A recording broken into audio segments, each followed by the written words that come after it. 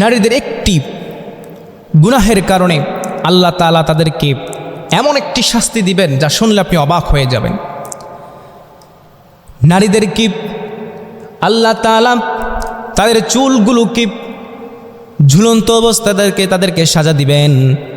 বিশ্বনবী সাল্লাল্লাহু আলাইহি ওয়াসাল্লাম বলছেন, আমি কিছু নারীদেরকে দেখেছি যারা তাদের চুলগুলোকে আল্লাহ তাআলা ঝুলন্ত অবস্থায় রেখে চুল দিয়ে উপরে বেঁধে তাদেরকে ঝুলন্ত অবস্থায় রেখে তাদেরকে শাস্তি দিচ্ছেন। নাউজুবিল্লাহ।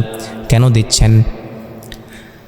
তার দেওয়ার কারণ হলো নারীরা, ওই সমস্ত নারীরা তাদেরকে ওই শাস্তি দেওয়া হবে যারা পর পুরুষকে দেখে তাদের চুলগুলোকে ঢেকে রাখে নাই, পর পুরুষের সামনে চুলগুলো দেখিয়েছিল, পর পুরুষ তার চুলগুলো দেখেছিল। ওই চুল দেখার কারণে, চুলগুলো খোলা থাকার কারণে, মাথা ঢাকা না থাকার কারণে আল্লাহ তাআলা ওই সমস্ত নারীদেরকে জাহান্নামে শাস্তিটি দেবেন। শাস্তিটি কি? শাস্তি হলো তাদেরকে জাহান্নামে তাদের চুলগুলো উপরে দিয়ে তাদের শরীরটাকে ঝুলন্ত অবস্থায় রেখে তাদেরকে শাস্তি দিবেন। নাউজুবিল্লাহ। আল্লাহ তাআলা আমাদের বোনদেরকে, আমাদের নারীদেরকে এই শাস্তি থেকে বেঁচে থাকার তৌফিক দান করুক। সকল পরি আমিন। নারীদের একটি গুনাহের কারণে আল্লাহ তাআলা তাদেরকে একটি শাস্তি দিবেন। সেই শাস্তিটি হলো তাদেরকে জাহান্নামে তাদের চুলগুলো উপরে দিয়ে তাদের বডিটাকে ঝুলন্ত অবস্থায় রাখবেন। বিশ্বনবী সাল্লাল্লাহু আলাইহি ওয়াসাল্লাম বলছেন, ওই সমস্ত নারীদেরকে আল্লাহ তাআলা জাহান্নামে শাস্তি দিবেন, তাদের চুল ঝুলন্ত অবস্থায় তাদেরকে শাস্তি দিবেন যারা দুনিয়াতে পরপুরুষকে তাদের চুল দেখিয়েছে। নাউজুবিল্লাহ। নারীদের একটি ভুলের কারণে, নারীদের একটি গুনাহের কারণে, নারীদের একটি অলসতার কারণে আল্লাহ তাআলা তাদেরকে জাহান্নামে নিক্ষেপ করবেন। শুধু নিক্ষেপই করবে না, জাহান্নামে তাদেরকে এমন একটি শাস্তি দিবেন যেটা শুনলে আপনি অবাক হয়ে যাবেন। জাহান্নামে নারীদেরকে আল্লাহ তাআলা তাদের জিহ্বা দিয়ে ঝুলন্ত করে রাখবেন, জিহ্বা দিয়ে তাদেরকে ঝুলিয়ে রাখবেন।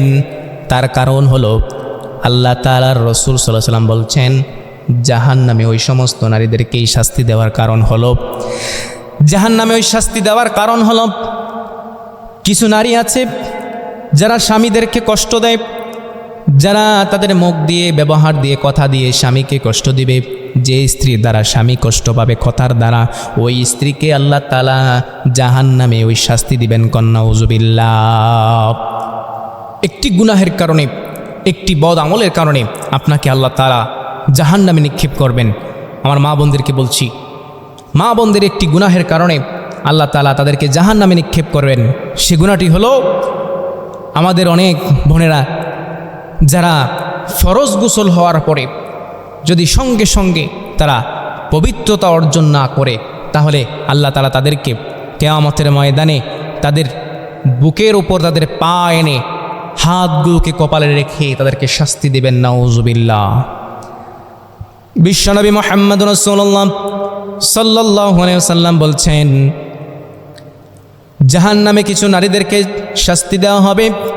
তাদের শাস্তি হলো, তারা দুনিয়াতে যারা, যে সমস্ত নারীরা, যে সমস্ত মহিলারা ঋতুবতী অবস্থায় ফরজ গোসল করবে না, ঋতুবর্তী হওয়ার পরে যখন সে সুস্থ হয়ে যাবে, সে যখন ভালো হয়ে যাবে, সে যখন ফরজ গোসল করবে না, যখন স্বামীর সাথে একত্রে থাকার পরে, যখন যে নারীগুলো ফরজ গোসল হওয়ার পরে সঙ্গে সঙ্গে গোসল করবে না, ওই সমস্ত নারীদেরকে আল্লাহ তাআলাকে জাহান্নামে ওই শাস্তি দিবেন।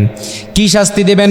তাদের পাগুলোকে বুকের মধ্যে এনে দিবেন, হাতগুলোকে কপালে রেখে দিবেন, তাদেরকে শাস্তি দেওয়া হবে। অতএব মা বোনদেরকে বলছি, আপনারা যখন আপনাদের গোসল ফরজ হয়ে যাবে, সঙ্গে সঙ্গে আপনারা গোসল করে নিজেকে পবিত্রতা করুন।